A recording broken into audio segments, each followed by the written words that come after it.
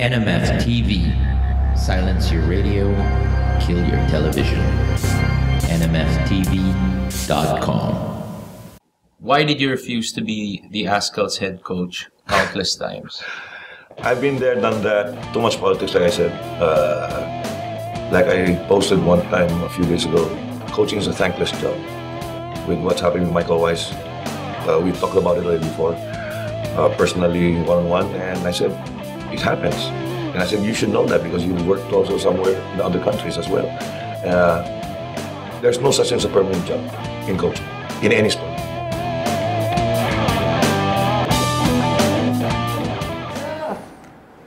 Hello? Oh, see? And I said, don't show co-host.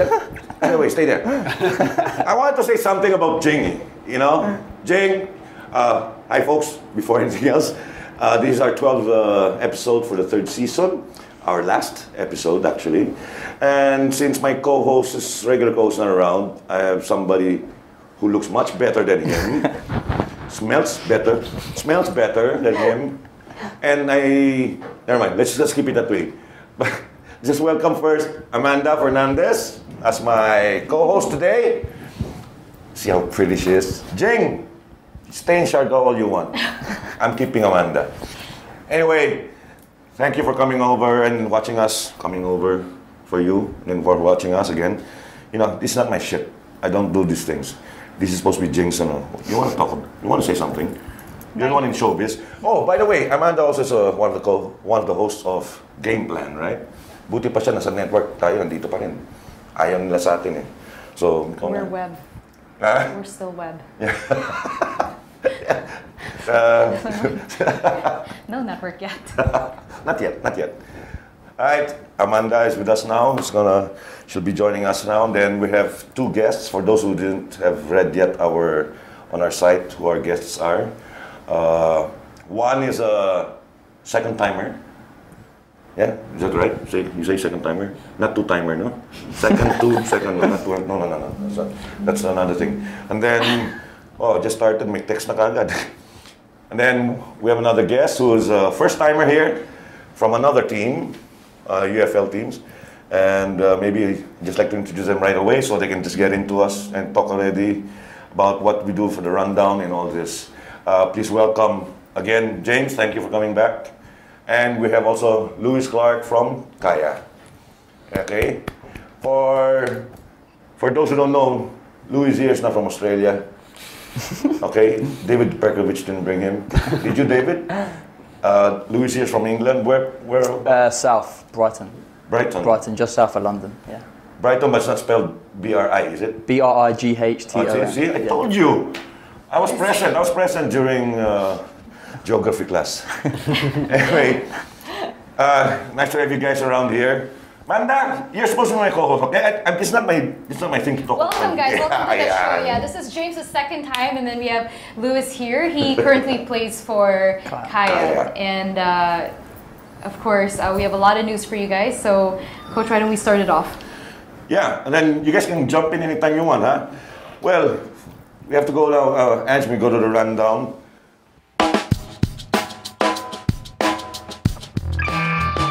Of course, the biggest news in football, not just here in the Philippines, but all around the world now, is Sepp Blatter finally has resigned, has stepped down. There are a lot of speculations why he did it after the election. So maybe he doesn't want to be touched, or can he be touched? But there's some people who are saying that he's not, involved in any of the scams or corruption things, what they were saying, no? Yeah. But of course, everybody's got their own, comments. And then even Figo, even Beckham has said in public. Yeah, he came out, didn't he? Becks. They've said things that, about Sepp Blatter. But people are wondering why has he been there for so long. Folks, you guys are forgetting that Sepp Blatter replaced João Havelange. And Havelange is a Brazilian. He was a president of FIFA for quite a long time also, very long.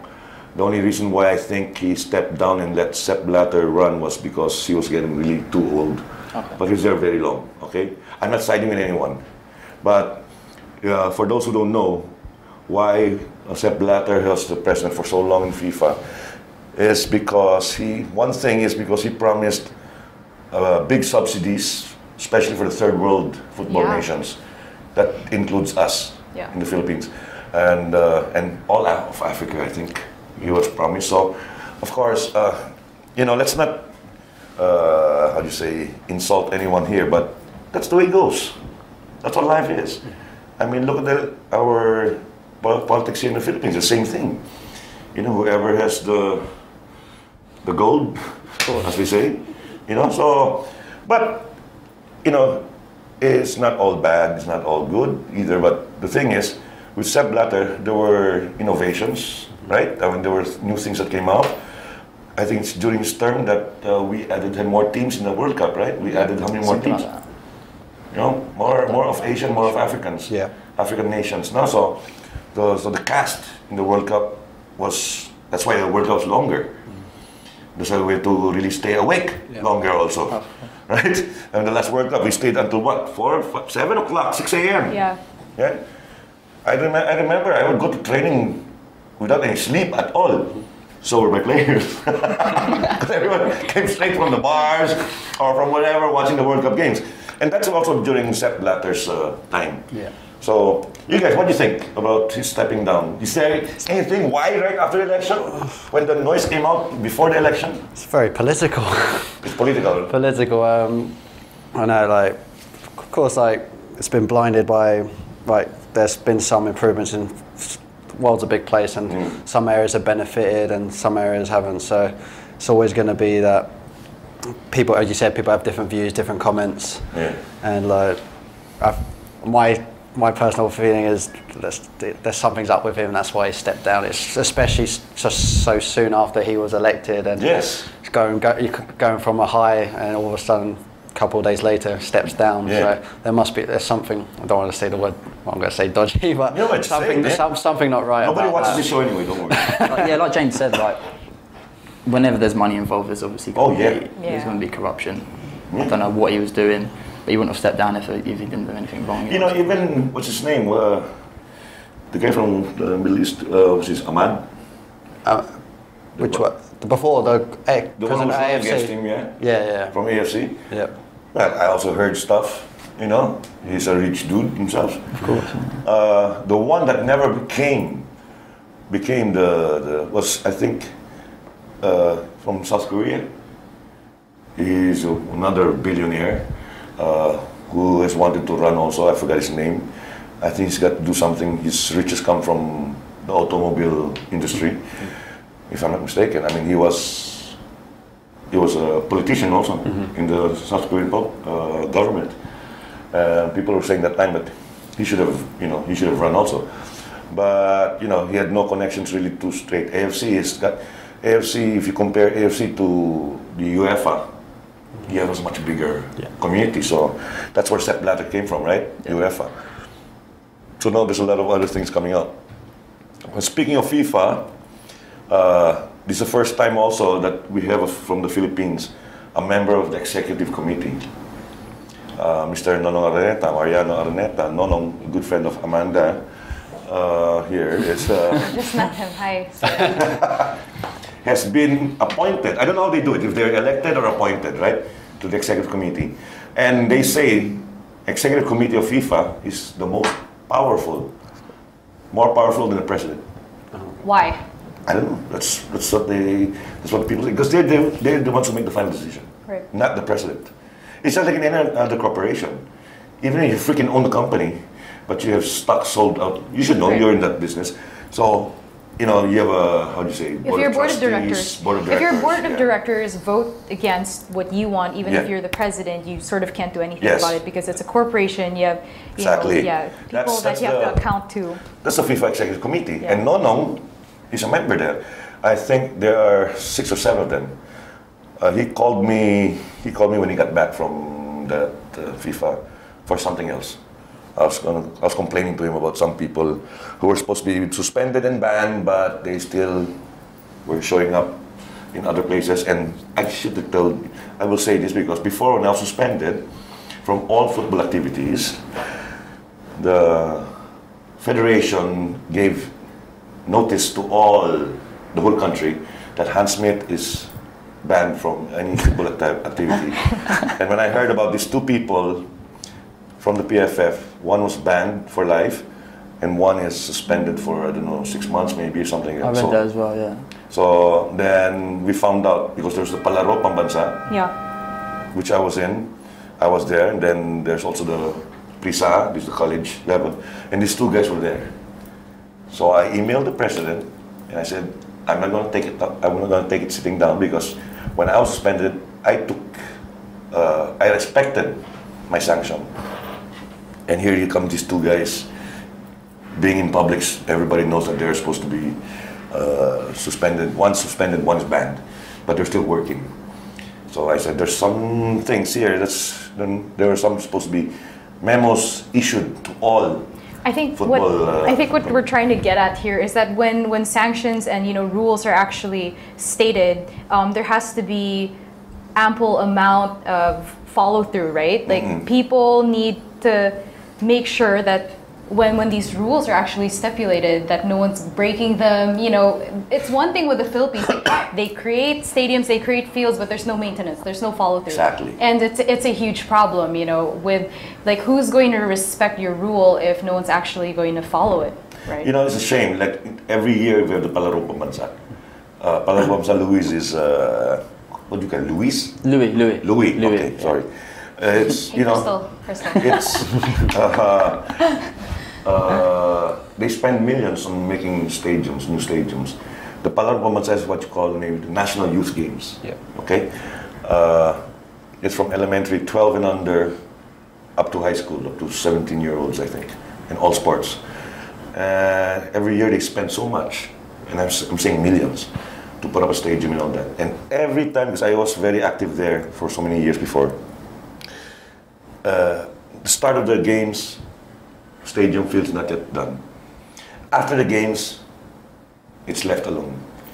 And then there's also a quarrel between the local government and the national government. But you guys experienced that, or at least James has experienced that, because when he would train in Rizal, sometimes the pitch would not be, or that the time that David Beckham came, the field was not even fully finished, or they tried to maintain it and no one was allowed to play for certain days. When the Galaxy came here, was it artificial? Or was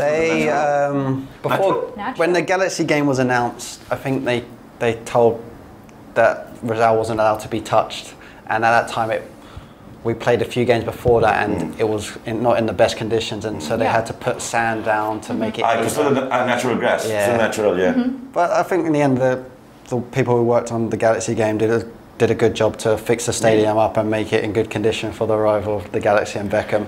But back to what you were saying, recently what's happened, I don't want to be bad mouthing anyone here, but what's happened at Rizal is when I was with the national team before, like we trained there and we see that they were starting building works on building change rooms and building the office and really fixing up Rizal, and we're like, wow, this looks promising, like looks really good. Yep. Until this day, it's like they've stopped working on it, they just put like boards up against the walls they knocked down. So it's a shame to see that there's nothing being progressed there. But are you trying to say that someone else tried to maintain the turf or fix it up for the Galaxy, or was it the Filipinos? I'm not too sure. No, it is the PFF with the PSC. Okay, good. In coordination there. Okay, good. Because nobody can touch that. Nobody can really touch that. Yeah. Unless it's coordination is between the PFF and the PSC. But main how do you say, in charge is the PSC. Right. Because it's there. The result is under the PSC, so that's it.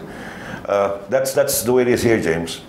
Sorry? That's the way it is here. I mean, it's not just there. I mean, in any other, even in private entities, private institutions, there will always be changes and all that. Oh wow, they're starting. And then suddenly, boom, they stopped. It happens. I don't know. Maybe it has something to do with the budget. Maybe it has something to do with some of the politics. But I'm sure it has something to do with some pockets being filled up also. Of course, Sayang. It's sayang talaga. There'll be. Well, it's not as bad as before. Before you guys came, oh my God.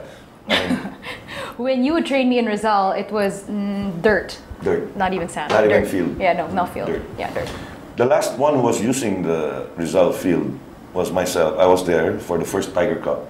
The Tiger Cup, folks, is the original Suzuki Cup now. Okay, the first one, I was one of the coaches. We were the last one to use them. And then the field was left alone for what, more than 10 years. If, I don't want to say this, but I think if LaSalle University didn't, how do you say it, try to fix it up, because my field was built into a building. My field was built into a building, magic. They got my field in the university and put a building up. And from a joke, which I did with the past president of the university, the joke became a reality. And the university spent more than 8 million to have the field in Rizal done. I even broke 2 walls, so my players can go across the university to the Rizal Stadium, because especially for my women's team, I didn't want them to walk all the way around. Because for sure. At the Leverisa area, there's it's not a nice community, and if you go walk the other way, it's a long walk, and you're in Taft, in Vito Cruz, and that's Manila. And I've got some girls, who just looks like our co-host here, okay. But I don't know if they can play as well as Amanda. Of course, probably not. So yeah, so we did that. I still go through that. Every time you guys have a game, I can't fucking park in the sun, right? So what I do, I reserve my slot in the university. I'm coming over 6 p.m., 7 p.m. I'm parking there, have the guard ready with the key to the gate. Big player. Yeah, I'm just there. I just get in. Then all my other players who come with me from the dorms, no ticket, no nothing. The bouncers, no, they're with me. Free entry. No, not free entry. From that side to go out, and we always have tickets anyway. Okay. The PFF has been very, very nice to me through Sir Nonong Aroneta. Because all I do is give me tickets. Give me tickets for the brothers. For the brothers. Of LaSalle. So I asked for how many number, and mostly only 1 or 2 will watch. So the rest are mine. It's a good thing I don't sell. No black market for me. And the one I'm shocked at is they arrested 18 senior football executives from FIFA. 18. Did you see what David Beckham said though? I didn't. I just saw the headlines. I didn't read it. He was saying it's like despicable. He was really bad-mouthing the whole system. So if he's saying it, I think that he's got such a platinum. FIFA? FIFA. So we're going back to FIFA kind of thing. If he's saying it, and it filters down to the Philippines, obviously something's going on. Yeah. Yeah. I mean, when there's a spark, they say, what do they say? The spark, there's fire. There's a flame. When if there's a spark, there's no fire without. There's smoke. There's no smoke without fire. Yeah, something like that. There's no smoke without fire. Right there. There you go. Then now they're going to. I just hope that the next World Cup in Russia, because they're going to investigate that. Yeah. They're going to investigate. Both of them as well. Yeah. Both Qatar and Russia. Yeah. Because the one of Qatar, even before they started, there was a lot of noise already about people being being bribed. Back-pocketed. Back pocket. Yeah, and then there's who said this? But somebody said that he admitted, an official admitted that he was bribed a few millions, for the hosting of, I don't know, either Russia or Qatar. Because I don't like reading, I just look at their headlines. So I tell people, if you haters want to say, why don't you read everything? That's my fucking business. Okay? If you want to say it, say it. I just look at the headlines, I already know. Corruption is corruption, period. Yeah. I don't have to go to the nitty-gritty. Even for this show.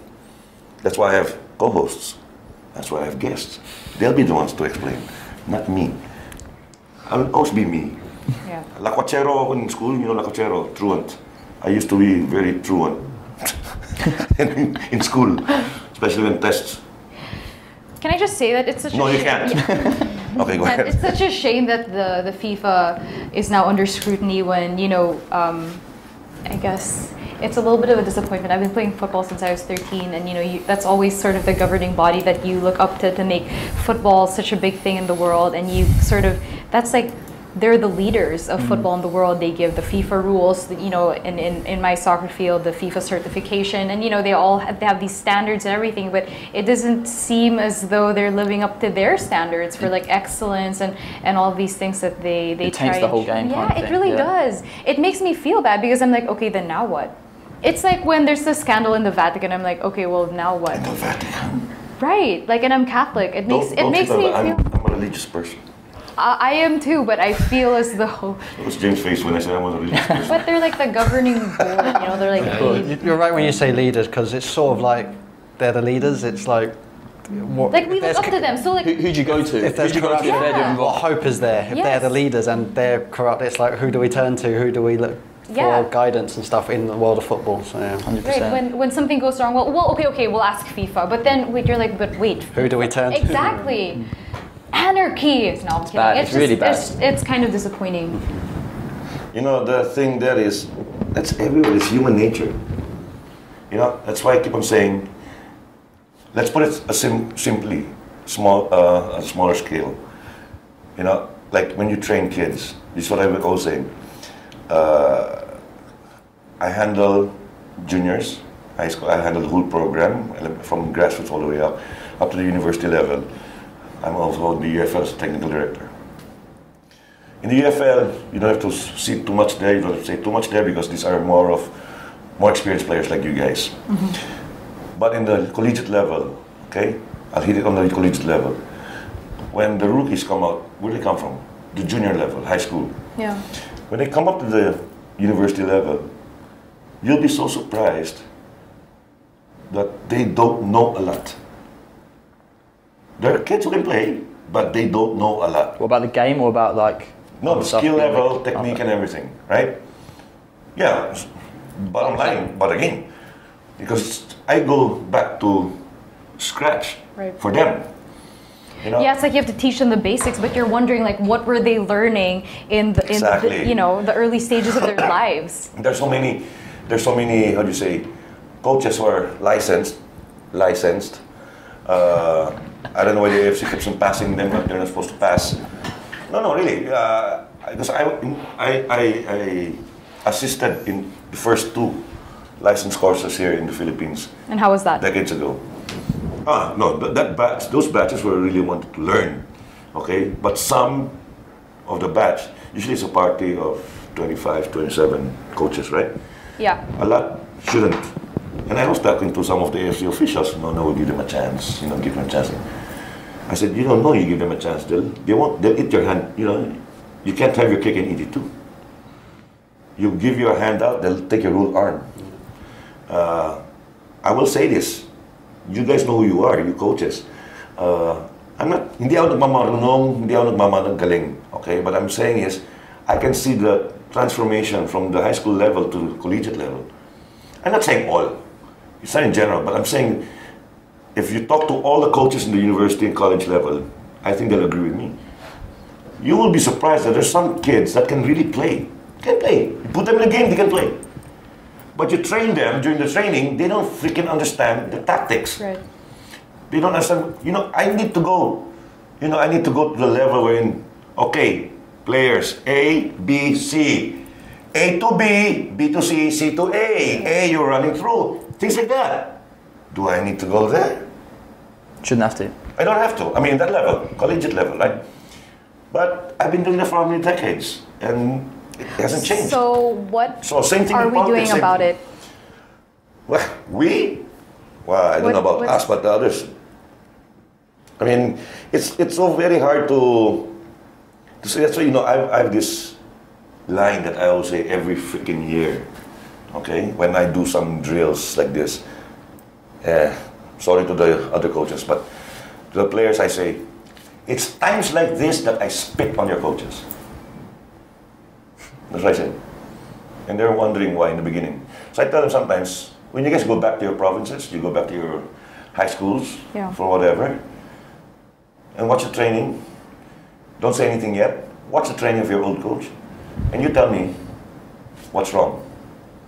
You'll know what's the difference. What training you're getting in the college level, in high school. There's nothing supposed to be different there. You're talking about 16, 17, 18-year-olds. I don't see any difference between 15 to 18. Not too much of a difference.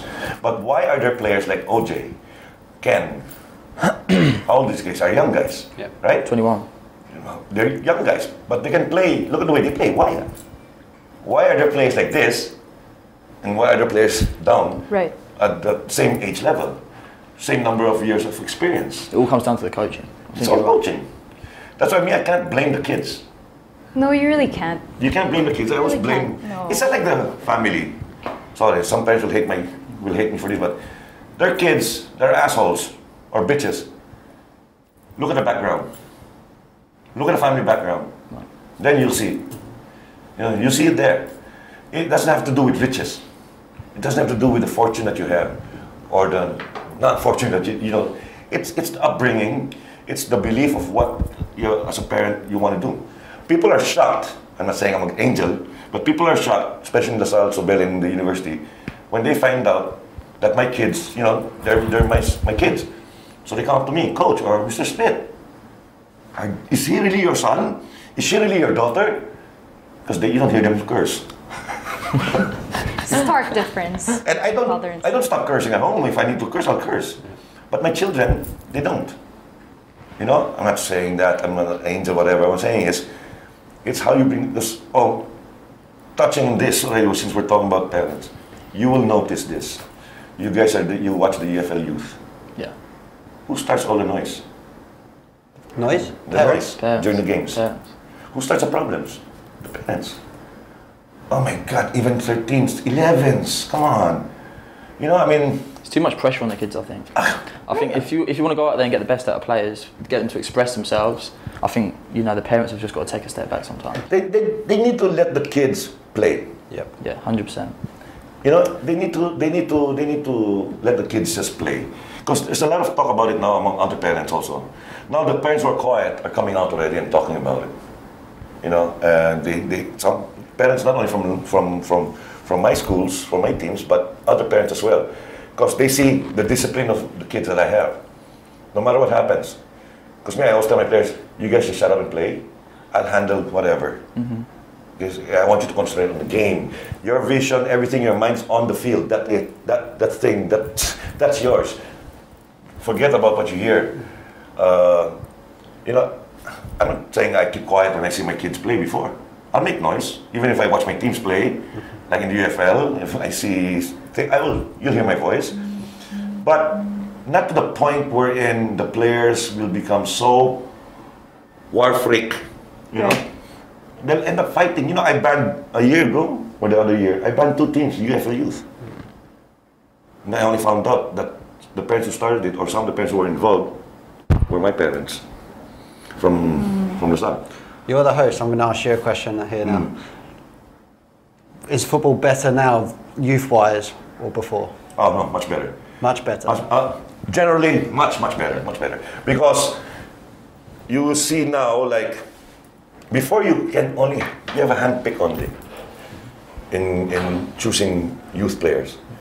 Now, you have in Loyola, you have in Kaya, we have in Archers, they have in Socceroos. They're all there, they come from different schools. The good thing about the UFL now, I think, is when they're asking the teams to have youth development. That's the way it's supposed to be. It's the way it's supposed to be, because that's the only way we're going to be able to sustain the sport in the country. Like, we can't focus all our attention on like the 25 and above, because when they are like 30 and whatnot, like, okay, so who's going to supersede them? We always need a pool of young individuals that can then take the place of the people, who 100%. I mean, at Kai, I don't know if it's the same at LMS or Green Archers, but we have the Kai Academy. Chris does a great job, Chris Greatwich. Yes. Them kids have the option to play every single day. Yeah. They train every single day. Monday through Sunday if they want to. There's always an academy open for them to play every single day. I'm not saying that playing every single day is a good thing. Maybe some of them go 3 or 4 times a week, but it gives them the option to progress, for sure. The more the kids play, the more the kids feel the ball better. Yeah. This is what I will say. But the problem is, some of the clubs, and some of the parents actually are the ones who started, regarding priorities. Okay, there's things that I always say that if you are playing this much, okay, let's say 5 days in a week, Monday to Friday. If I were regular training for my varsity MWF, you miss this because you have, let's say, Kaya or Loyola training. Where will you come out when school starts? How will I pick you to be in my varsity team when you don't show up? Yeah. Regardless of who you are. If you're the best player in school, doesn't give, I don't care. You've got to turn up to training. Me, I don't care. I've benched, I've kicked out a lot of good players before. even with the Ascals, when I was handling the national teams before, I always tell them, before I get kicked out, you're out. When somebody went to the PFF drunk and complaining about me, because I said, why? You're complaining now because now you have discipline. And I'm talking about military players. Anyway, that's history. I always tell them, okay, during summer, fine, no problem. The more you play, the better. That's my stand. The more you play, the more you have touch with the ball, the better. But you need to have schedules. Now, if you don't want to play with LaSalle, you want to play for Kaya, you want to play for Loyola, no problem. Number one, tell me. Communication is very important. Transparency, yeah. The parents are sometimes the ones who just go. And then when they come back to school and you miss so much, you miss the tryouts, you get pissed off. The parents will go to higher authorities and say, Coach Hansen, sorry, in LaSalle, the brothers will throw it back to me anyway. It's my decision. Then, okay, you get to play so many times. When you start already training with the school team, you're supposed to be a little level higher than the other kids who haven't played with the other clubs that don't have that exposure. That's why I get pissed off, even with national teams. I think the Philippines is just so used to relying on like who they know, apart from like instead of following the actual rules. Like if the coach says you have to be in practice Monday through Friday, you have to be there Monday through Friday, not because you've donated part of like a new classroom or you know the owner of the school. It doesn't mean you can get away with things. I think a lot of what the Philippines needs to learn is discipline, and when there are rules and you have coaches like Coach Hans who really take discipline into heart, people are like startled. They're like, why? Like, what's happening? And of course, their first reaction is to retaliate. They wanna go against it. But I think that you guys can agree that discipline is very important. Like with Kaya, I know that you guys have very stringent rules. Like if you miss practice, you're fined. Exactly, like there's always a consequence to every action, right? Even with the youth though as well. Like I help out with the U11 team at Kaya. And if a kid hasn't trained throughout the week, we just won't play him. It's, even if he's 10 years old, like it's unfair on the other kids that have been training all throughout the week. I've heard also from almost all the clubs, that have the youth academies, the kid doesn't get to play because missed training. Yeah. The parents take them out. Other parents are also disgruntled. Yeah. Okay, James, let's put our own team. Yeah. It's God. And then I asked them. That's how I found out. They're telling me, no, nine of them, the first 11 came from, let's say, Loyola. Oh, why are you here? Because the coach don't let him play. I said, you can't have everything. You can't have everything right away, especially when you're young. You're talking about 12-year-olds, 11-year-olds. Let them learn. I started playing from I didn't get when I started playing football, I didn't get to first 11 right away. I don't think any of us. No, you need to work on it.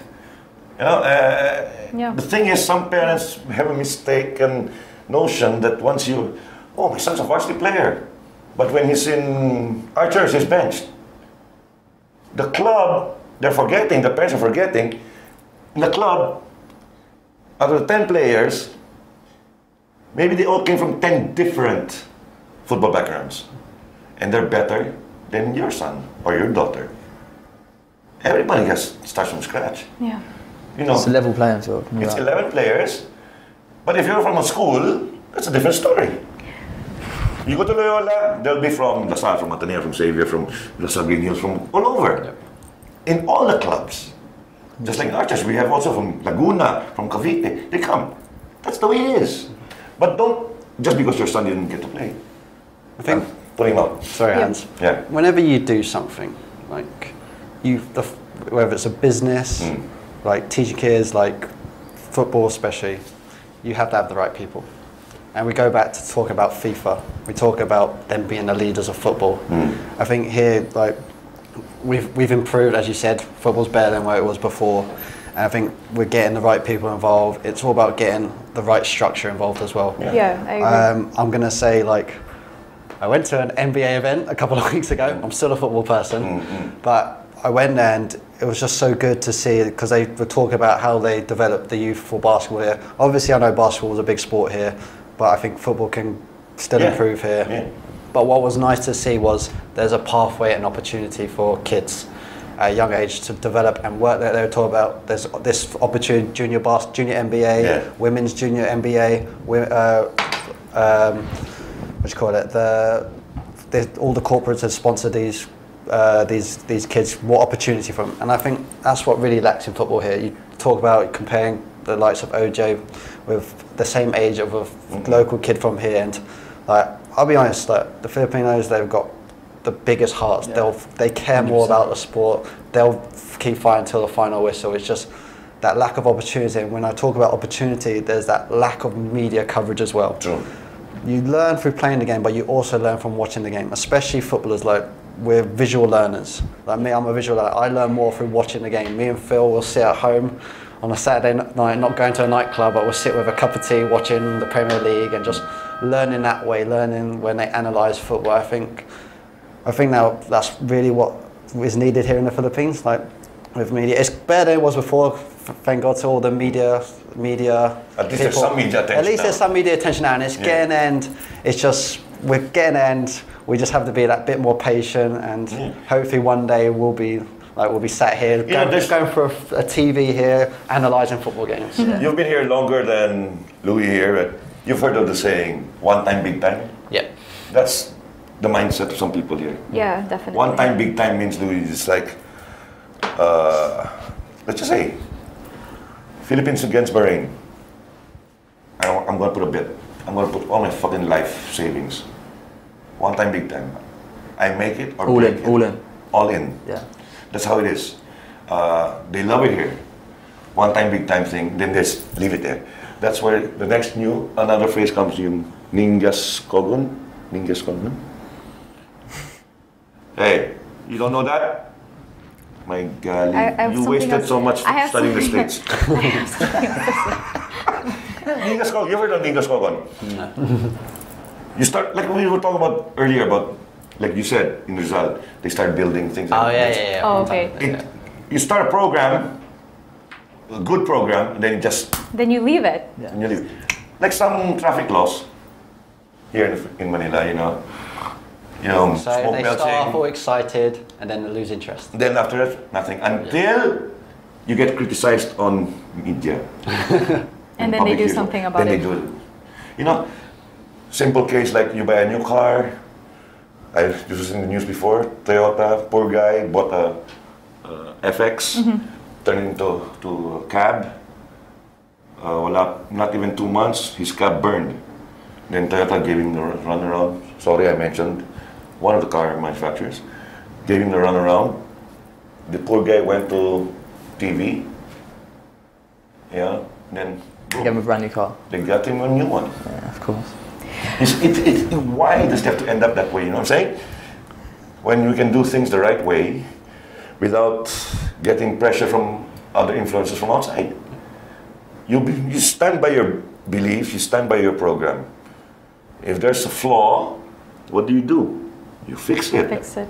Don't try to bury it. A lot of what Filipino culture is buried under the rug, and we have this saying called like sige na nga or bahala na. Yeah, actually, it's bahala na. Bahala na is like, okay, just leave it. Okay, just leave it.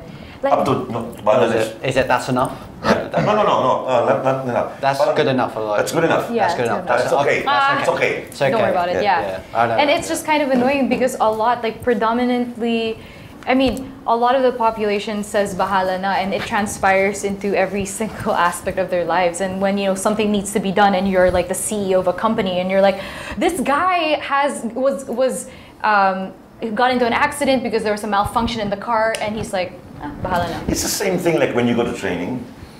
That's what I don't like with my kids, because I train 6 a.m., 6 to 9, 4 to 7.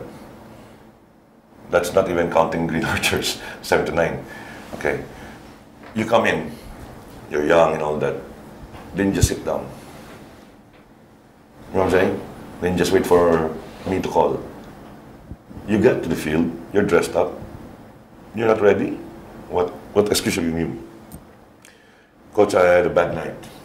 I had to study, I had to do this. Set your priorities. Yeah. Time management. In everything that we do. I mean, we don't live in a perfect world. It's understandable. But how big is a football thingy? You know what I'm saying? How big is it? I mean, it's simple. One kid, one ball. That's how you look at it. That's the way I look at it. One kid, one ball. He'll grow up. Every day he gets a ball. He gets older by the day. The day turns into weeks, months, years. If that kid in a year, you don't see any improvement, then there's something wrong. If it's a kid because the kid is, how do you say, mentally challenged, fine. It's physically challenged, fine. But if it's a normal kid, then there's something wrong. And I only blame it to the coach. I've always said when I started coaching, way back in, never mind what year, because baka umirit to eh. Way back, I always told my bosses before, if I have a kid, you get me anybody from the streets, okay? You get anybody from the streets, give him to me or her. If in a year that kid doesn't improve in the sport of football, I will retire. Because that means I'm useless already. What's the famous Mr. Miyagi saying? Well, no such thing as bad student, only bad teacher. Bad teacher, yeah, exactly. Way to quote Mr. Miyagi. I know. Yeah. It's one of my favorites. Really valid. No, because that's true. No, because you know before those infomercials. Yes. Kung anong ginagawa ng matanda, ginagaya ng bata, Yeah. something like that. Whatever the older one does, the younger one follows. The younger one will follow, because that's exactly how it is. Like with like FIFA or whoever you look up to, you know, in a leadership position, whatever they're doing, you know, you sort of emulate that if they're your idols or your That's leaders. also as well to the parent situation as well. Exactly. And to the parents out there who get highly involved in their kids' future in football, you just have to give them a chance to let them perform the way they ought to perform, and then, you know, don't get involved in the politics, because I think you're sort of hindering them from developing and finding like what team they actually want to be in, because you're not the one playing at the end of the day. You're not in the field with 10 other players. It's your child. So whether girl or boy, they have to learn how to play with the team. And if you keep moving them around because you have your biases or your opinions, you know, you're just preventing them from becoming the best player. It's weird, because when they get to the college level, you're wondering why they haven't, you know, why they're not as good as the other players, and they've, like, his friend has been playing same amount of years as him. It's because you've gotten involved in your kid's life when you shouldn't have. You know? Right. So I can completely agree with that as well. I'm sure you can relate to that as well. Back home in England, growing up playing in England, there were always kids whose parents would get involved, and now they've kind of fallen out of love with the game. They don't play anymore. Yes. Okay, so in the long run, it's detrimental to the progress detrimental. of So their that's what to football. say. I've told some parents this. You know, I said, you need to be careful, because there are only two things that's going to happen. Either your kid will be a one damn good player, or he's going to be a quitter. Yeah. I've seen it. Too much pressure. I've seen it. I've seen some kids before who shouted at their dads. One was Spanish, one was Italian. You know, like, cállate, coño. Yeah. You know, it's a curse. Yeah. I say, Papa, cállate, coño. He was what, 16, 15-year-old? That's embarrassing. You're shouting at your dad. And it's not even a school league, it was a club league. There's that. Okay?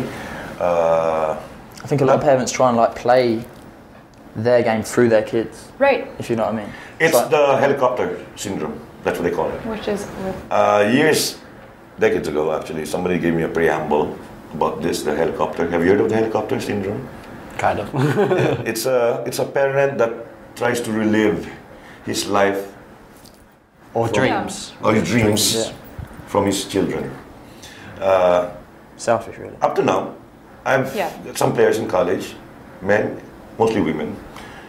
Frustrations of the dad, damn good players. They can still play for the Malditas, but they just fucking screw it. Because I saw them since they were how old, and they were being pushed like crazy. Okay, I mean. You're talking about the women. I'm talking about the women. My suggestion would I be. have something to say about that. My suggestion could be though, like the likes of the UFL, because they have the UFL youth, they could maybe start arranging like parents seminars where they coach them about like how important their role is when it comes to education of kids, not only in football but life as well. So also, and as well the schools. I'm sure the schools do something about it, but they play. We talk about, as I say again, leaders, and these are the leaders who. You know, the thing is, I've been wanting to do it. I just have so many things on my plate, but I think some of us are afraid to do this with the parents, because there are some parents here who are really assholes and bitches, like shit. You know, they'll just come up to you and tell you, why should we listen to you? You know me, I have a straight answer for that. Take your child out. Take your child out. You know, I also organize tournaments, okay, festivals, national tournaments and all that. Mostly in the festivals wherein I have to talk to some parents. Not necessarily against my team or what have you, but others. Other parents will come to me, kids will come to me and complain, because they know I think I'm the one who's got the balls to come up and talk to other parents, say, you know, or coaches. I've kicked out a few coaches from festivals, handling 10, 11-year-olds and showing them the wrong thing. You know, like coming into the field and pushing the referee. Regardless of, you know, how lousy the referee is or what, we should be lucky that there is a referee, number one. Okay, and we need to be patient. We need to be patient. I mean, coming from me, that's funny, huh? Coming from me, that's funny. Shut up. Coming from me, that's funny. But after the game, that's it, man. I'm friends with them. We're normal people. But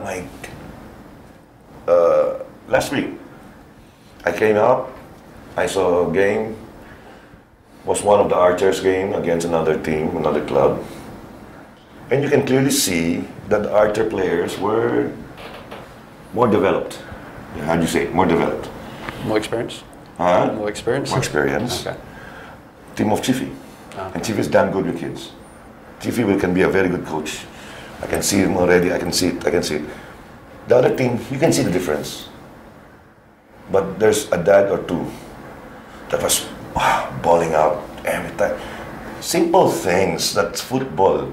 That's, you know, walang gulangan. Nobody was cheating. No one wanted to hurt. You know, and then my game came after for the girls, under 17s. I saw them. I didn't know he knew me, one of the dads. Like, afternoon coach. Hi, pare. And then he shook my hand. I said, your heart.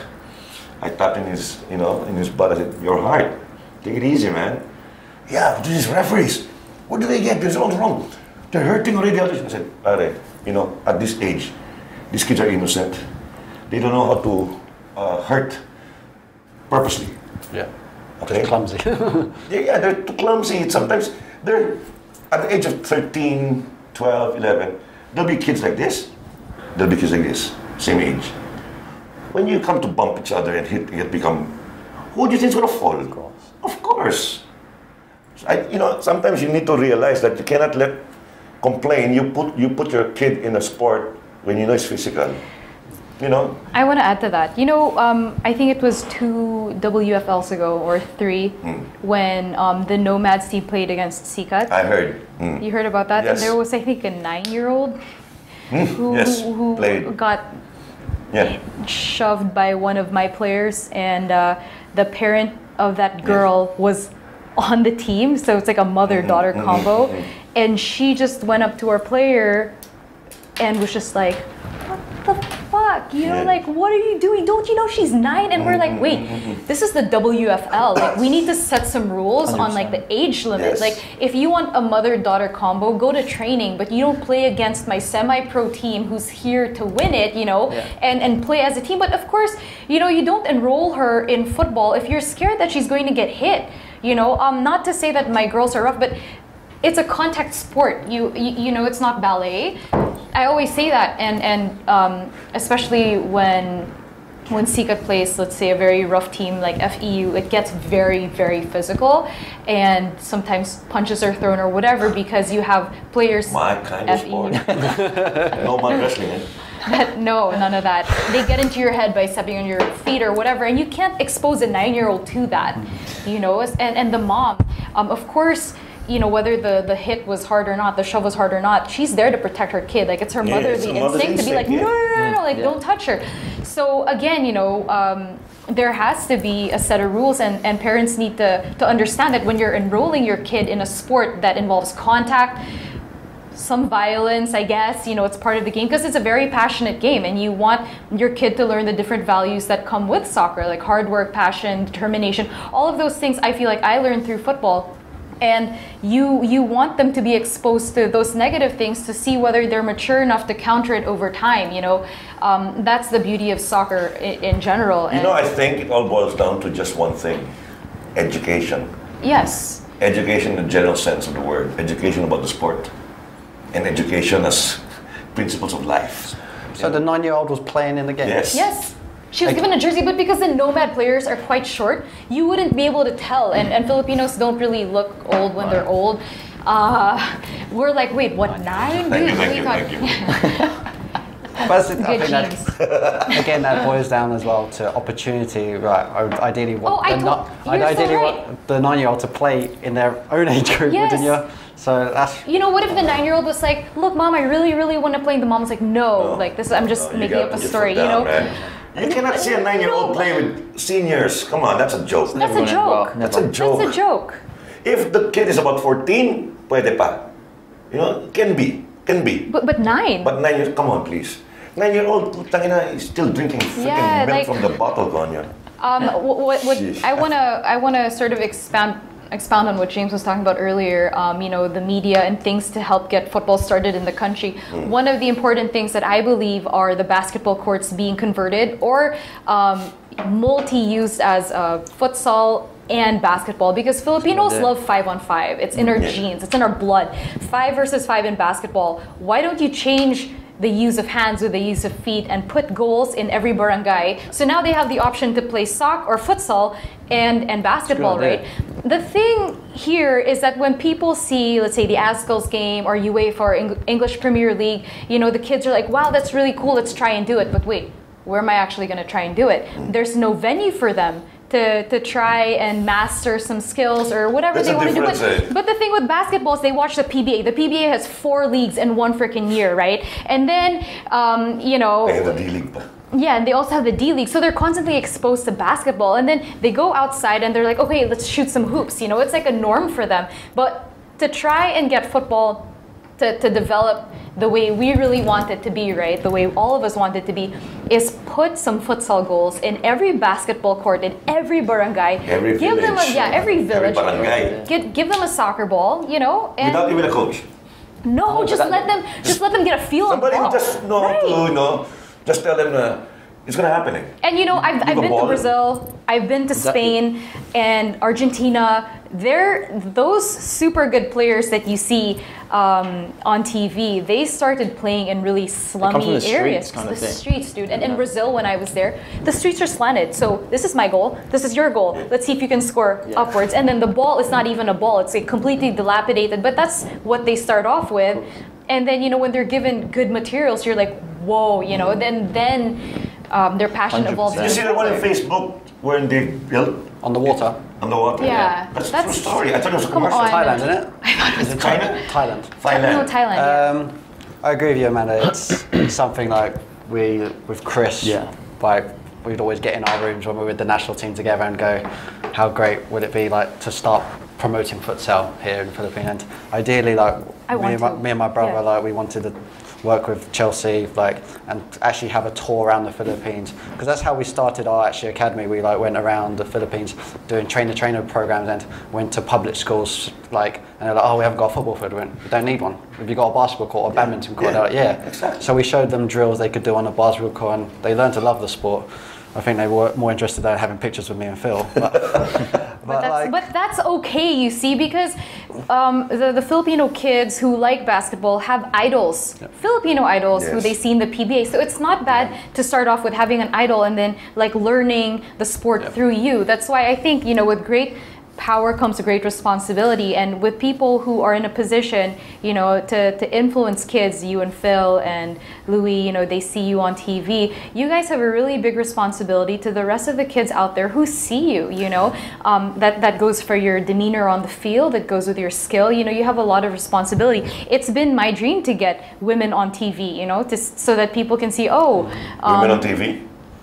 On playing soccer. Okay. Yeah, no. Someone they can look up to. So women. They need role models. A great person at the moment, globally, I think, who's like a good role model for sport is, you know, Ronda Rousey.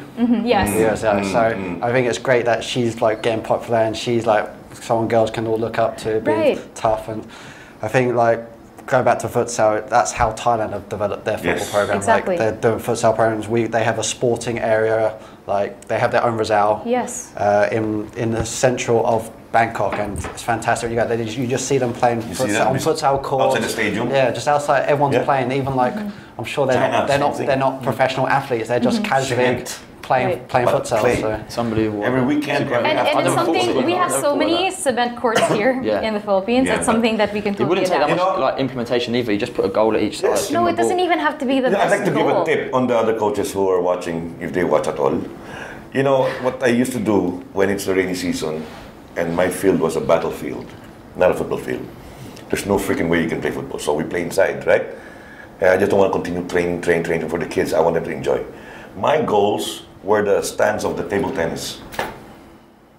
The table, the ping pong table. The one underneath it. Yes. Yeah. I take the table, The legs. that's a goal. This big, that's the goal. You scored it. Which is fine. And no, it helped a great deal. Because accuracy was different. Right. And that time I was much younger, so I was still be able to play, and I had some tricks still up my sleeve. I could score from goal to goal, not grounders, but this is my specialty. Chip in. I used to make bets before when I was younger. Yeah. Hustle. I used to hustle a lot to get my everyday money allowance. It's just like I put t-shirts in the corners before it was boring already. So I put cups on the top of the poles. And then I get tires that you have to score. It so has to fun. go through into the not a placing, but a real shot. And I challenge anybody who can beat me. You're off for 1 week. You can coach. You'll be my assistant coach. You don't have to go through the rigors of the training, because I don't train lightly. Okay. She can attest to that. I don't make it easy for anyone. So you shoot. Only one did. Cristiano Lozano was the only one who did, but he cheated.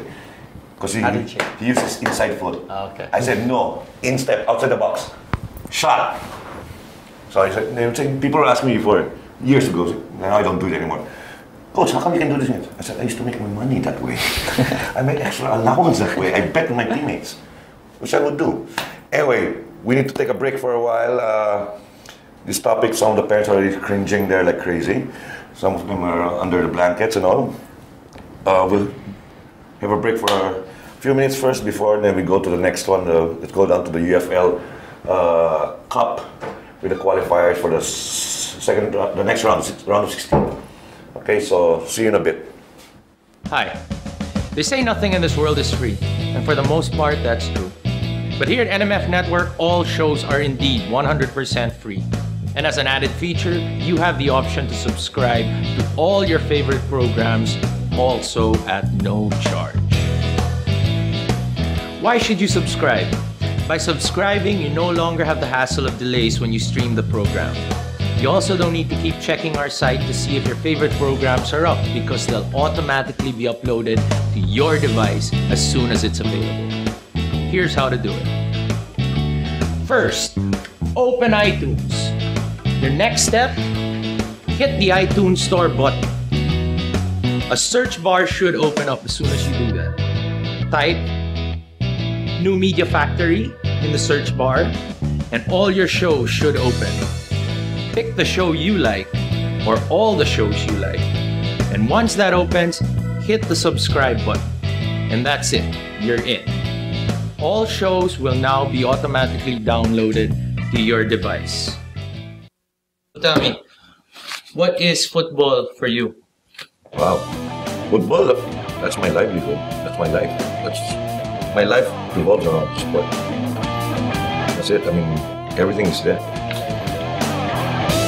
If it's not football, it's nothing else.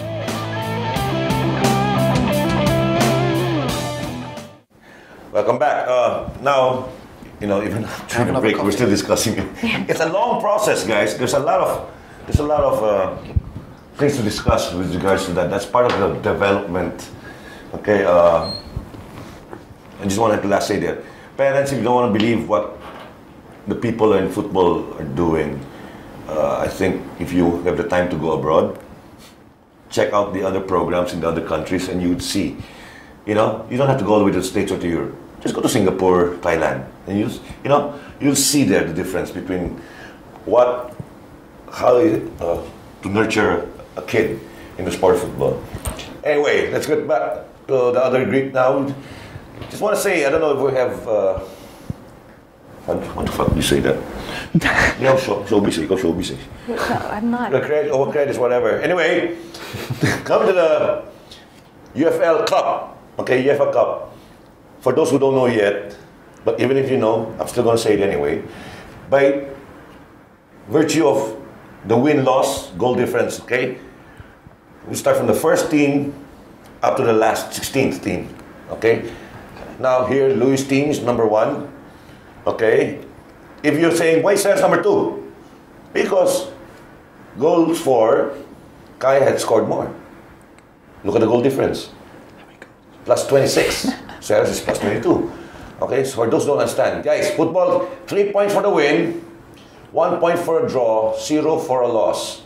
And then there's goals for, then goals against. Then you take the difference there, that's the goal difference. Okay? So if people are wondering how come Skaya, Ceres, and Global are all the same 12 points, here we go, look at the goal difference. Okay, so that's the way it is. So, going down the line straight out, Kaya, 1, Ceres 2, 3 Global, 4 Loyola, 5 Stallion, 6 Pachanga, 7 Manila Jeepney, 8 Green Archers, 9 JP Voltes, 10 Pasargad, 11 Aguila, 12 Forza, 13 Laos, 14 Team Socceroo, 15 Benjola FC, and 16 Ace Bright Star. Now, the thing here is, it's so obvious you can see, that number 1 up to number 8 are all first division teams, which is, I think that's normal. Okay? What is something that's different here is number 9 is JP Volts. For those who don't know what JP Volts team is, these are the Japanese. Manila, Japan. Okay? They're number 9, and they're ahead of Team Socceroo, who is at the bottom as a 14th qualifier, who is from the first division. Okay? If people are wondering why Army's not around there, because Army, because there's a rule in the UFL when no pay, no play, and they weren't able to. It's a shame though. I mean, what can we do? That's government again, that's military, Philippine military. They weren't able to cough up the money for the entry fee of the cup. So they weren't allowed anymore. It's a real shame, really. It's a big shame. So now, guys, on the next one, the way the round 16 is going to be, it's like, I call it accordion, okay? Number 1 will play against number 16. So, it's Kaya versus Bright Star, then Menjola versus Ceres, JP Vault versus Green Archers, Pasargad versus Manila Jeepney, Loyola versus Laos, Socceroos versus Global, Forza versus Stallion, and Pachanga versus Aguila. From these matchups, I mean, I'm not going to beat around the bush, but from these matchups, you can clearly see at least most of the games, I already can say who are the ones who's going to qualify to the quarterfinals. Okay, for those who doesn't know this, the lines that you see, the winner between Kaya and Bright Star will play against the winner of JP Volts and Green Archers. Winner of Loyola versus Laos will play against winner of Forza versus Stallions. Winner of Menjola Ceres will play against winner of Pasargad Manila Jeepney, and winner Team Socceroo Global will play against winner of Pachanga Diliman versus Aguila. And then the next one is the next line is those. Let's say okay, I will predict.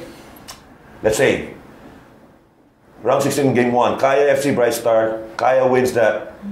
Will play versus the winner of JP Volts Green Archers. And that should be the Green Archers. or else. Okay. Then Kaya, Green Archers will be playing for the quarterfinals against Loyola, winner of Loyola versus Stallions. I mean, I'm not going to be a nice guy, but that's the way I see it. If in terms of strengths and everything. So it's going to be, in the quarterfinals, it's going to be quite interesting already. It's going to be quite interesting already. I see some teams that are going all the way to the semis.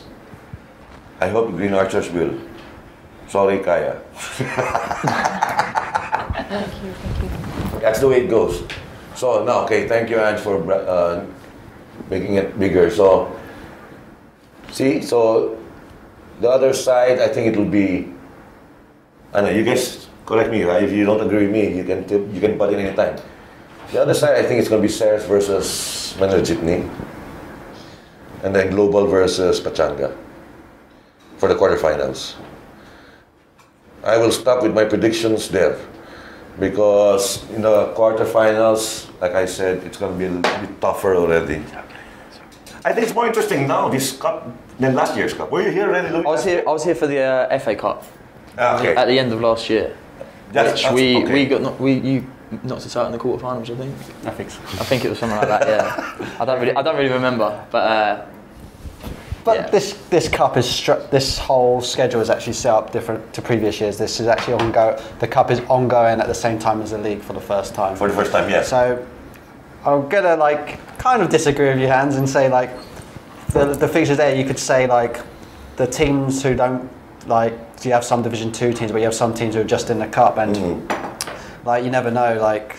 With the schedule of games, you may have a top team who has a busy schedule of tough games, and then they have to play a cup game.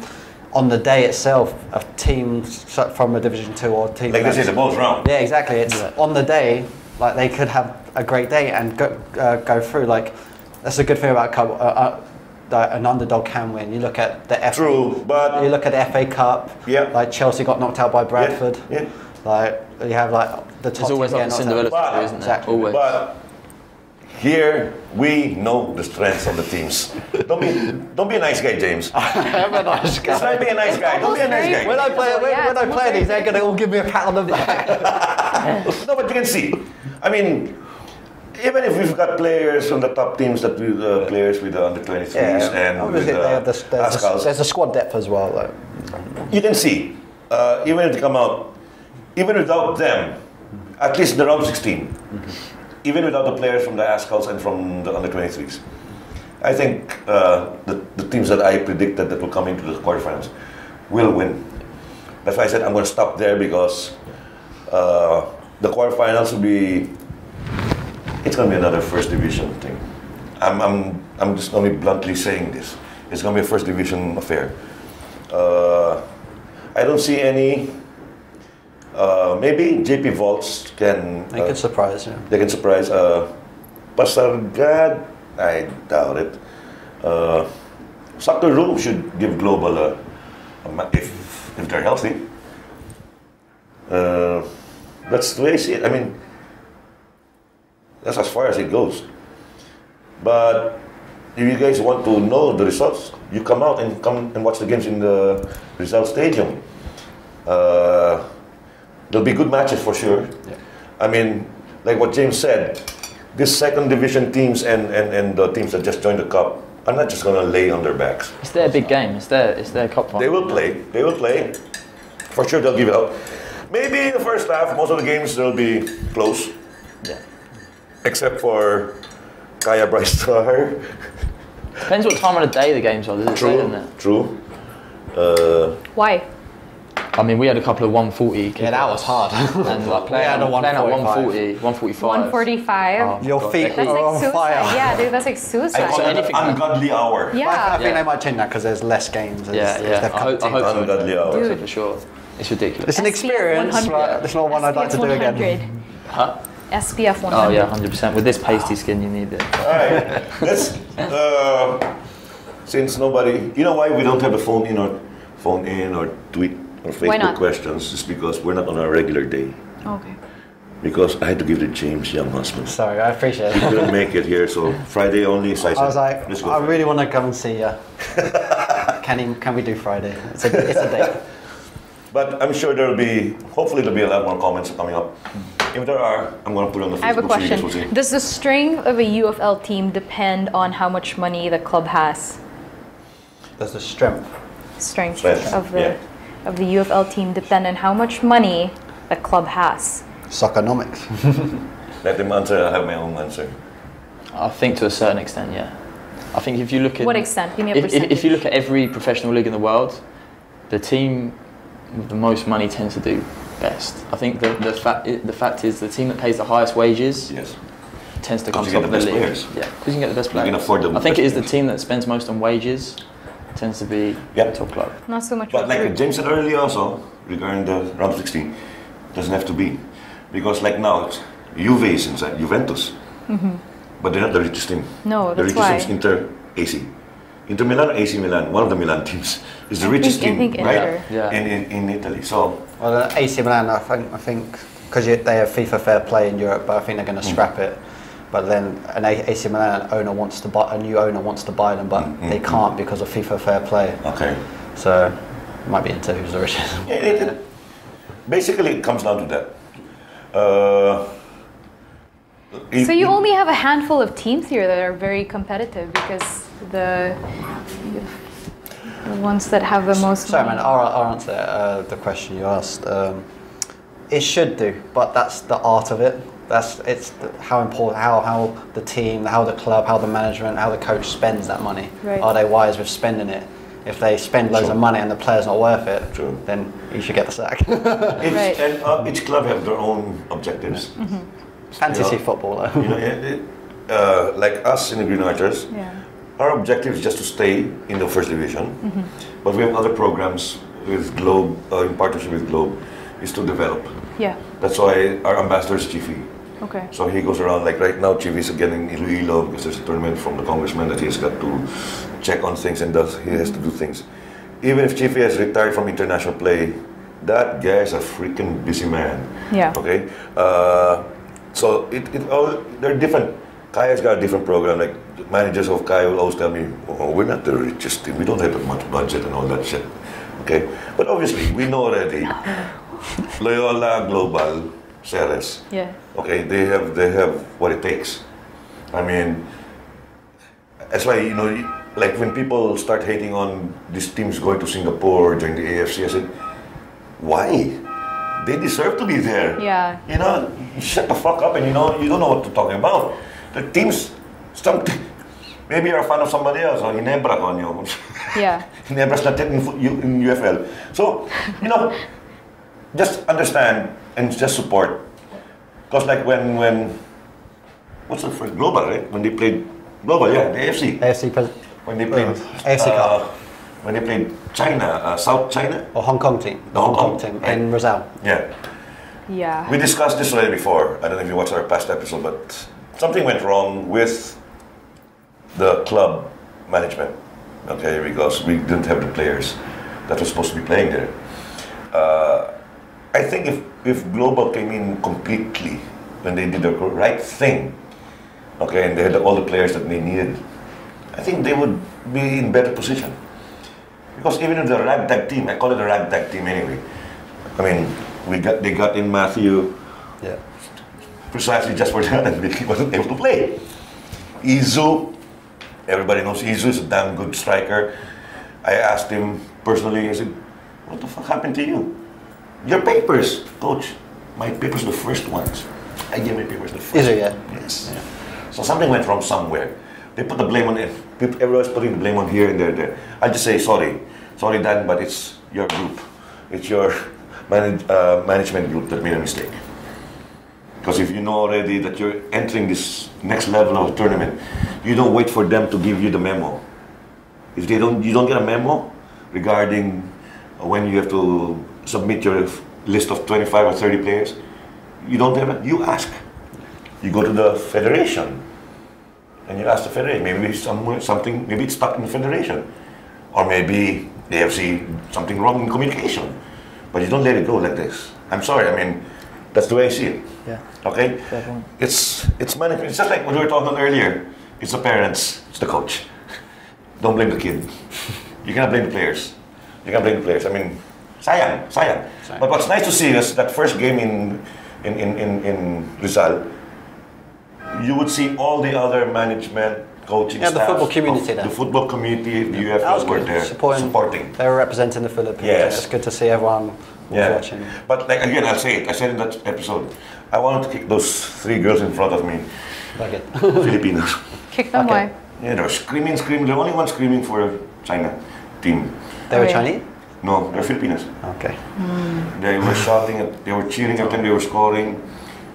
I was joking with the other people, I forgot who they were, these other people in UFL.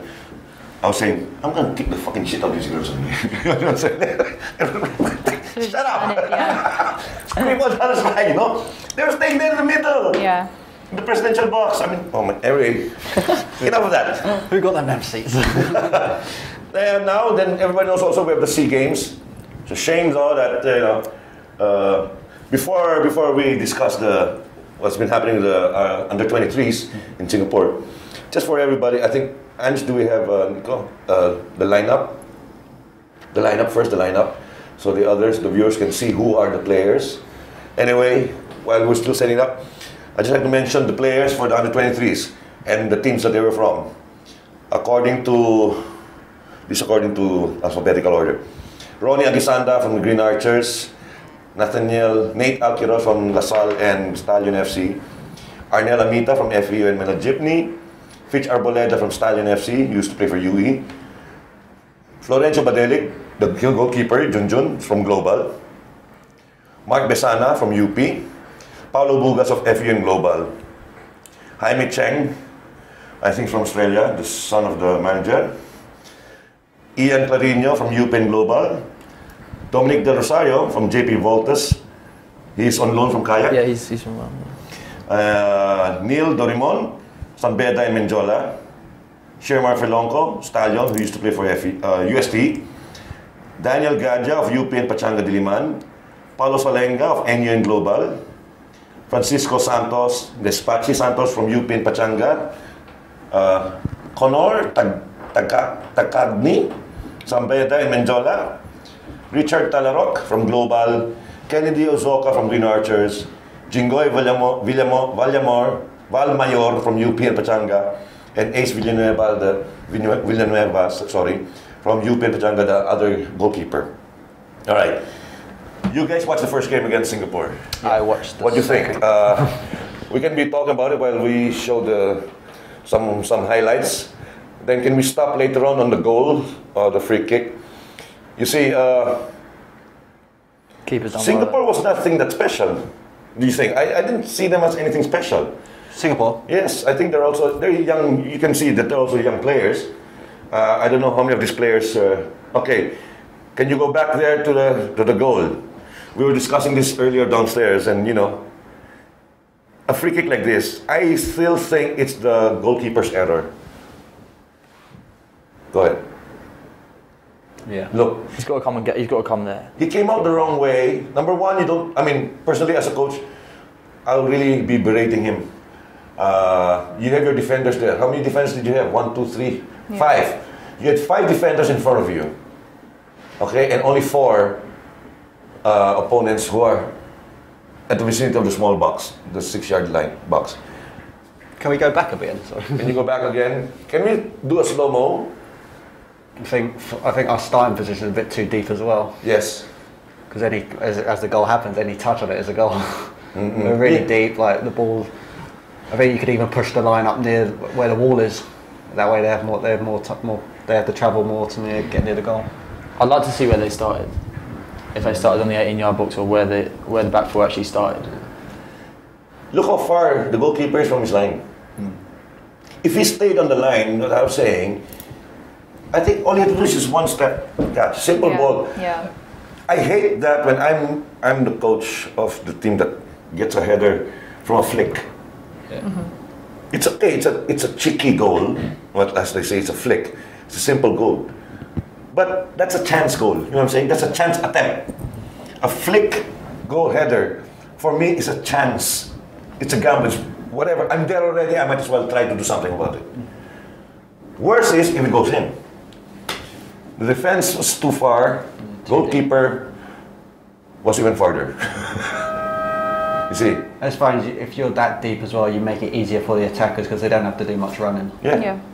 I think the lad's done well to finish it off. You see, he knew it. He knew it.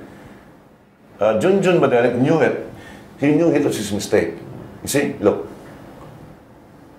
It's a good ball then. Yeah, it is. It is. And if you're going to come out like that, you might as well go out straight to the ball. The path of the ball. He didn't. This is a good chance by Pachi. That's sayang. That's Pachi? That's Pachi. That's a. He's a right back, the bar. That's a wing back. Yes. Yeah. I mean, it's a shame that it's the inexperience that showed here, the finishing. You know. Look at that. That's what I'm saying. They had so many chances like this, Singapore. I was tweeting there that if Singapore reaches the finals, I'll really be surprised. Because I think Thailand, Myanmar, maybe even Cambodia. You know, I mean, Thailand from the other group. Indonesia, they look like they wanted to go to the picnic when Indonesia was playing Myanmar. Yeah. You watch that game? The Myanmar, Indonesia. I haven't seen that game. I just saw the. I was ashamed to be called Indonesian because see, look at those chances. Look at those chances of Singapore. Yeah, you see, Oh my see, gosh. no, look at that. Yeah. I mean, it's a lot more of inexperience, I would say. If this team of ours, under 23s, let's say if they're all, let's say younger than the under 23, let's say if they're 20, 19-year-olds, and they can play the next SEA Games. I mean, with that lineup, be strong. Yes, it's you can see, you can see that it's a lack of experience. For me as a coach, I would say inexperience, really. Like the chance of Pachi. If you're an experienced player, what do you do? You're gonna fucking put that ball under the keeper. You're not just gonna blast it like that. You're gonna put it under, or you're gonna flick it over, or what have you. You're gonna do. He just went swing. Not his fault. It's an experience. But can we show the Cambodia game? This is the shocking thing. Number one, shocking. I say surprisingly because Coach Mauro changed his fullback. First 11. Actually, You see how easy. Out of the 4, was it 4 or 5 goals? 4-1, I think, was it? Final score, I think, was 4-1. 3-1. No, I think it's not 3-1. I think it's 4-1. It's 4-1. It was 3-1. Wait, I'm coming. Oh, sorry. No. They had a goal disallowed. Which is it was just onside. Just on. Which was onside. Yeah. The linesman made a mistake there, calling it offside. To be fair, being honest, I was actually really. This is a nice little dummy. That one. Yes, that one. Look at that. Look at the. I'm really impressed. Even if that player missed it, there was another one that was free. They could have played. That was good football. We were watching that one, and I think the fullback. Defense. Look at our defense. Look. The right back went up. They went in, yes. The right back went up, but no one really filled in for him. Yeah. So that's why there's so much space there. Look at that. 2 guys. It's a shame here that Aguisande had the ball, but Clarinho came and blocked it. These Cambodian players never stopped. Yeah. He never stopped. You see? He never stopped. That's what football is all about. You don't stop when the ball is in the box of your opposing team. I think for the first 15 minutes of the second half, we started off really well. We were bright, pressing, and like when we got the goal back, it looked really positive, it looked really good. Just think we weren't able to. If you're talking about fitness, I think our boys are fit, but you don't see the speed is so different. No, as well. What I saw as well is playing at that. I played on that field. Jellenberg signed. When it's wet, the ball really moves quick. It's like really flat, and it's a big field as well. And look how easy it is. Look how easy it was. And this guy came off the bench, but he's a top scorer. No, Cambodia, their captain number 7 was brilliant. I thought the guy who played that ball there, he really stood out for me. But this guy's playing with the seniors. He's playing this number 11. Yeah. Oh yeah, I remember him. Yeah. Was it the fault of the defender at that point? Yeah, almost all the because goals he tried to dive. The thing that is, no need to do that. I think when you change, if speaking as a coach, I'm not criticizing Maro, but I'm saying my comments on here. If I'm entering a tournament where I don't know my opponents, I will keep my strongest back. I will not experiment there and then during the tournament itself. Because I don't know my opponents. Then I might as well keep my strongest back line. Right. If I want to experiment, I'll put somebody else upstairs. But in the middle, midfield, and my back line, I'm going to keep my solid, my strongest players there. And when you're thinking as a coach, when you think about defensive, you need to have the more intelligent player there. Right. You know, not just a fit one, but the more intelligent. Because the last position that I played was as a sweeper. I hate flat fours. Everybody knows this. I've been saying this on the shows. I hate flat fours, but I play a back four. But it works differently. I will always play with the last man, a sweeper. Okay? If this guy's up, then the other one. But I choose the more intelligent defenders. I've transformed quite a number of strikers to be very good defenders, last man. Okay? It's easy. You know, like what they say, you know, if you're starting up with a kiddie team, or in high school team, they say, and you got nobody else, and you have your last player, you know, forget about it, you know? Yeah. Where will you put him? I'll ask you guys, where will you put him? Up front. Exactly. There you go. Just a run. You. Where will you put him? On the bench. You have to play him, huh? Put yourself on. Up front. Okay. For the other people to understand. Why so? Because less dangerous Yeah. for your... He's not going to cost you a goal, is he? Yes, exactly. And this is international standards. Like, we can't be, you know, fooling around when we're at that level. You know, everyone's watching and the expectations are high. The least you can do is sort of, you know, respect the positioning of your players. You can't put. Of course, there's a lot of pressure for the player to be on the field, and then you know that your defenders are not that smart. You're like, but you know, at the end of the day, it's the coach's decision. So it's good that you're giving this kind of input, so coaches out there will realize. You know, that. even if you don't have an intelligent backline, then you sacrifice one of your midfielders or your most experienced player, most fit. Yeah. Doesn't matter if it's a midfielder or a striker. You need to put him in the back line. You do that. But you need, as a coach, you need to talk to that player, to explain to that player, not just before the game. Right. Not just a day before. You know, because you have a match today, you're on break, then match again. Our next match is on Sunday, that's 4 days rest. That time is the time you tell, okay, I'm going to put you here.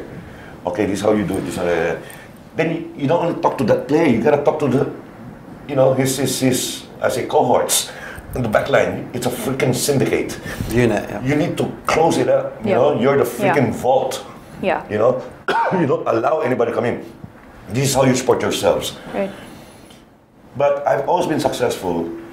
You know, that's why I get so pissed off sometimes my assistant coaches when they give different directions, different instructions, when they don't know my last man. Remember I said I played sweeper. I love playing sweeper because I didn't need to do much.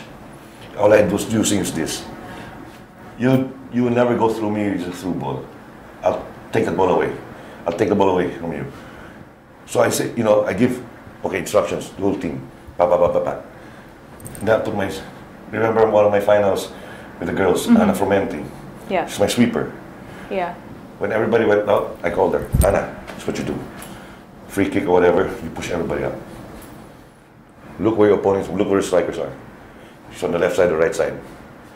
When you see approach, I always say, tip again, coaches, if it's a free kick, if you see James alone to take the free kick, that definitely will be a long ball. If it's Louis here is alone, that definitely will be a long ball. But if you see Phil and James together on the ball, you need to gamble and think first, that's going to be a short play. But you have to play safe for the long ball, because there's decoys and all that. Number one is you're alone. Now, if you're a smart defender, last man, you call the shots. You're the key. If there's one player only there, you know it's a long ball. So what do? On the run to the ball, move back. Yeah. Because everybody else will be looking here. The ball. Everyone's looking here. You're here. Yep. He thinks or she thinks you're still here. Move back. When the ball's dropped there, you're the only one there in the back line. What do? You just pick it up. Yeah, that's down to the more you play the game, the more you get used to that. You mentally get better anticipating players' movements. And The thing there is, what people say is, how come they know each other? Okay, don't compare Barca, Spain, Germany to Global, Loyola, La Salle, Ateneo.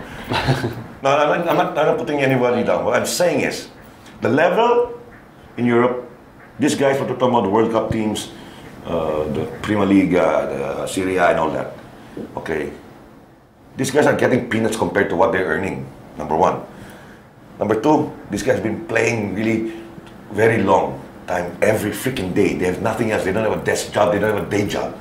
Okay, so they train morning, afternoon, even sometimes evenings, right? Yeah. Okay, every single day. Maybe if they have a break, half a day. Okay, if there's a break, half a day, not a whole day, half a day. And then with the youth teams, like clearly that I've seen, okay, very good examples, the last Palarong Pamansa in the secondary division finals. It's West Negros versus, West Negros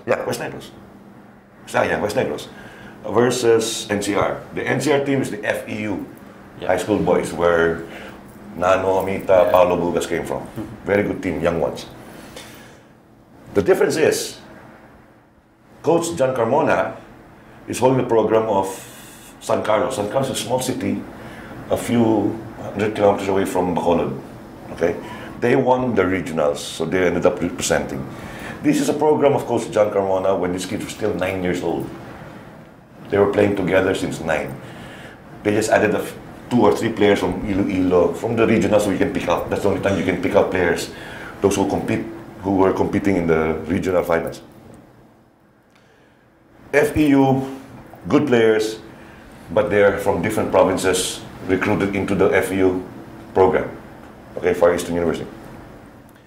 Clearly seen, it ended up in penalty shootout, both elementary and secondary division. But you could see the game. The West Negros kids will be dribbling this and they just pass blind. They know right away. FEU had to really look first before you make the pass. That's the difference of playing together for so long. You know, it's like sleeping buddies. What do you call it? Sleeping buddies. Sorry, I'm one-track minded. So I'm into football. We're all the same. Don't look at these guys looking angelic. The freaking thing you think that's angelic? No. James has to make nice. No, I don't know. You have a girlfriend? No. Your wife? No. Okay, he's safe. James is not. That's why James has to be nice lang. Okay. The difference is playing together all the time. It's repetition, that's what I'm saying. That's why parents shouldn't pull out their kids just because they feel that their kids aren't getting enough playing time, because eventually, the team develops into a cohesive unit that they can take, in the future. If you keep pulling them out because you have your own opinions, then you're what's funny you're robbing them of opportunity. There's one thing that we can put the blame on the kid. What's that? It happened to me, my player. And then he tried for the Archers, right? It's my keeper. He never told the coaches of Archers that he's a keeper. So during the tryouts, he was playing field all the time. He didn't want to play keeper anymore. So he's useless. He cannot. That's why I made him a keeper. Number one, he's got long limbs, long arms, he's tall. He's the tallest. So the coach, who doesn't know the kids also, put him in as a winger. If I'm going to put somebody at tall lang yan, make him a striker na lang. Yeah. At least any high balls, you just go up and, you're the tallest there. I said, that's one thing where, and I don't like it when they say, this kid said he's a winger, just know how to play. If you are a coach, a real good coach, you would know where the kid is better off at. Yeah. In what position. You decide. But in all my teams, even in the high school, I would always try to look for a utility player. Can play anywhere. It's rare, but there will always be. Masa is a utility. He can play anywhere. Yeah. Even Yoshide, I think, even at this age, with the experience of Yoshide. They're so valuable, them players. Yeah, these guys can play anywhere. You were even played wing back once by Weiss, weren't you? Yeah, I played anyway. Yeah, you were playing wing back. I can play goalkeeper as well. You can play keeper, yeah. with an umbrella and a Slurpee. No, but being a utility player when you're young, it is better to, how do you say, expose to different positions. Then that's where you see where that player, that kid is best suited for. That's down to development. That's especially young kids, like when you go through your young years and you go to teenage years, that's when you're trying to find your position. And like, I know results are important as well, but it depends what you're aiming, what your goal is. If you're developing kids for a first team, young age, it's about finding their position, developing them for the first team. Yes. If it's just a team that you need to get results, that's of course when you'll say you have to find a position, stick to that position. But it's all about, like me, I always tried out loads of positions. Me, I started off as a right midfielder, I started as a striker at grade school. Phil was a defender. Yeah. Yeah, Phil was a small defender. Reverse of the thing, huh? Yeah, I scored like reverse of the young husband family. I scored 37 goals for my school team, and then we got to Chelsea, and then they put Phil more as a striker, and me more. I went into midfield because obviously my idol was David Beckham, and so I developed as a right midfielder. And then when I got to becoming when we got scholarships, Phil became a striker and a number 10 role. Me, I played as a right midfielder, a right wing back, or a right back, because I was more suited to having the game in front of me. I was never good at having the game, getting the ball and not knowing what's behind me. You know, I'm not trying to put you on a pedestal, but when you came over, when you and Phil came over, then when I watch your game, I was telling people who were beside me when you guys played the first time, I said, that's a cross. Yeah. James' crosses are really cross. Yeah. Where the tallest player in his team or the player that can jump the highest will surely get to that ball. We'll get it. Yeah. Because all our crosses are like this. It's not like this. No. When you're like this, you get to prepare yourself better. That's how you're supposed to do a cross. That's what I was saying. You owe me $1,000. Not later than that. I'll buy you a beer. I'll buy you a beer later. Okay. No, but back to that. Yeah, I think that's just down to practice. Me and Phil, like we used to go in. We have a street in our house, and we just go on the streets and we'd watch Man United play or Chelsea, and we'd always see David Beckham, and we saw the way he whipped the ball. So I'd always be David Beckham trying to whip the ball, and Phil would be either Dwight Yorker, Andy Cole, and like we developed that partnership from the streets and put it onto the football field, like just hours and hours of practice.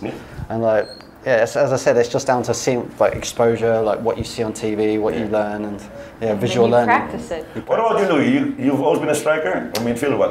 The way you wait. Let me guess. Okay, the way I see you play. Yeah. You were an attacking midfielder that was transformed into a striker. I was actually a fullback. I used to be really small when I was growing up until probably the age of 18, 19. Okay. And I kind of I'm not saying I'm big now, but I had a growth spurt. And then I was still playing fullback, and then the coach pushed me like to a right winger, and then finally to a forward, yeah.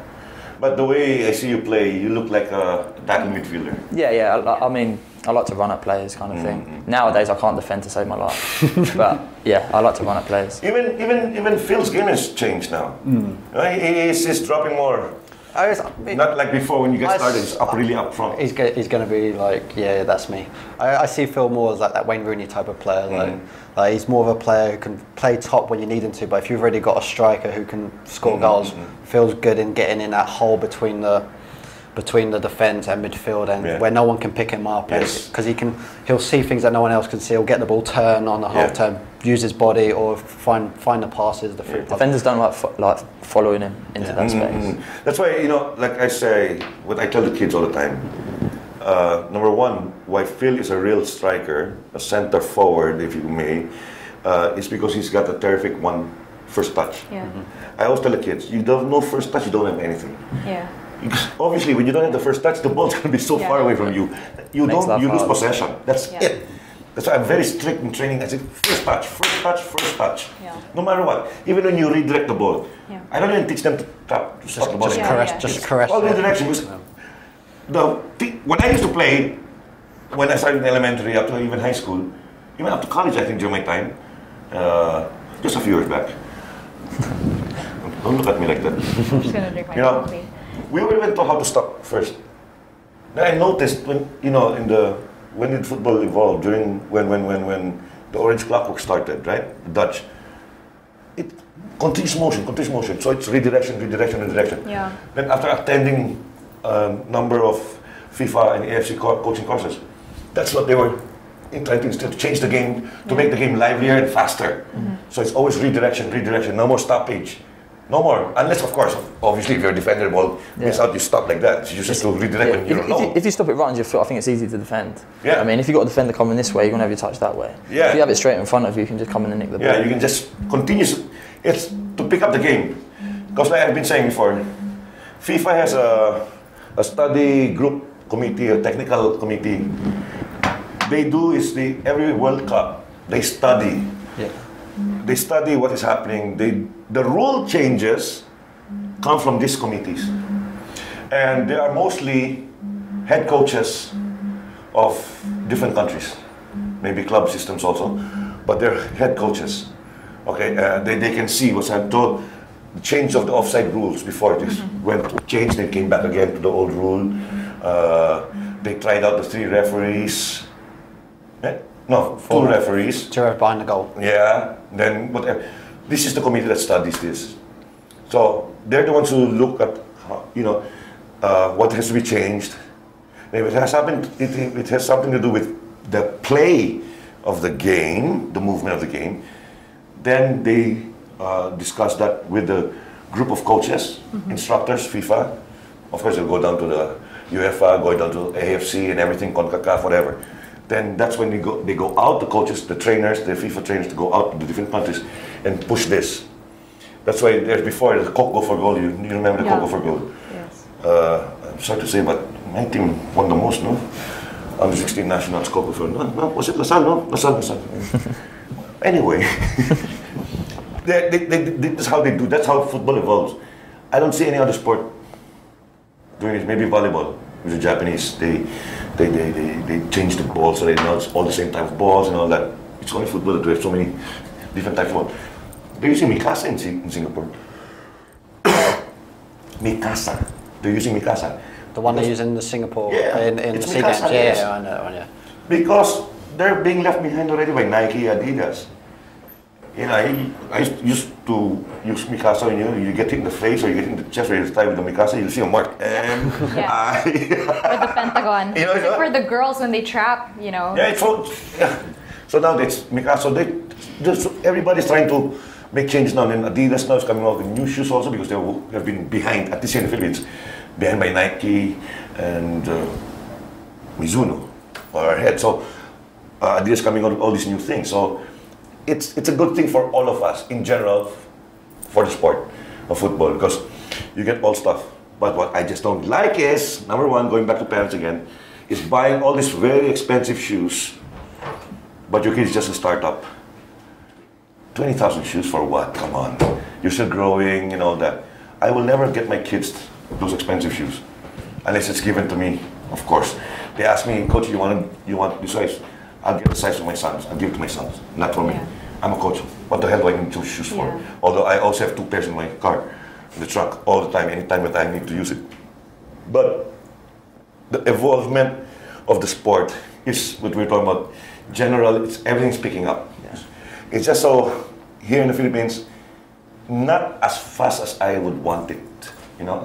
Of course, development steps. You need to be patient, You need to be patient, but there's some drawbacks that is pulling it down. We have a few drawbacks here in the Philippines that's drawing it back. So, it's a shame. We could have done it already. Okay, since we're already over time, I just want to say here, on June 11th, what's it called when in Bulacan? Philippine Arena. Philippine Arena. I'm sorry to say, guys, Ascals, Thomas Dooley, I'm not going to go there. I'll watch on TV because from what I heard from the Katy Perry concert it's easy to go there, but it took my friends 4 hours to just get out. Oh, really? From the stadium to NLEX. Just get a 4 chopper. hours. Yeah. It's only one room. Let's get the helicopter. It's just one room. Anyway, tama-tama, low bat na. Philippines is in Group H. Oh, Group Hans. Well, we should be doing well here. They're with Uzbekistan, Bahrain, Philippines as the third, DPR Korea, Yemen. I'm going to Yemen. I think we can do pretty well here. I think we can do pretty well here. What do you think, James? You guys, what do you think? Is it true? Wait, first about the hype about these 4 guys that came up. We already know about Javi, Patino, but these 3 other guys. Phil Australian. Yeah, my brother says that. Phil Britt, but Luke. Phil Australian, Phil Britt. Yeah, and there's a Phil German now as well. Phil German. And yeah. And Patino, right? Yeah, and I've spoken to my brother. He says they're decent and really good. I think we've got a good chance. It's just the only worry, which I think most people have said, is that we haven't really had proper preparation before. Like, especially with new players coming in, time to gel, time to get used to each other. That's what you want friendlies for, to get. Yeah.